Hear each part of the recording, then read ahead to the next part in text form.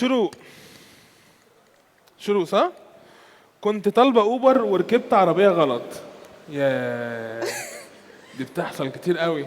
هو الراجل قاعد الله الله الله الله. هو عمل كده فعلا؟ انت كنت معانا؟ ممكن هو أبقى عمل كده. ممكن أبقى أنا عمال هو فعلا ركبت معاه وهو كان نفس لون العربيه ونفس اول نمرتين، فانا ولا ما كملتش بتتلككي؟ والله ابدا. أنا عارف وربنا ابدا. ماشي. فركبت عادي وراكبه ورا وقال لي هي هنروح فين؟ ضحك كده وقال لي هي هنروح فين؟ أقول لك كده هنروح فين؟ القصة دي إيه؟ تعملي بيها إيه؟ قلت له نفس اللوكيشن. قال لي لوكيشن ايه؟ قولي هنروح فين؟ باللوكيشن مش هدفع لك 200 يا سيدي، يلا اطلع. هو يعني كان هيقول حاجه تانية بس مش هينفع اقولها. في واحد اتعدل.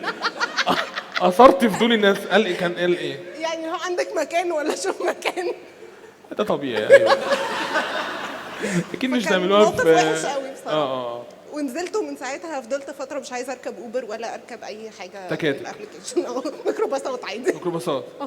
حلو. امان امن شويه الميكروباصات امن بالنسبه لي. بعد المخدرات تبقى امن. لا مش دي مش امنه للرجاله، هتبقى امنه للستات.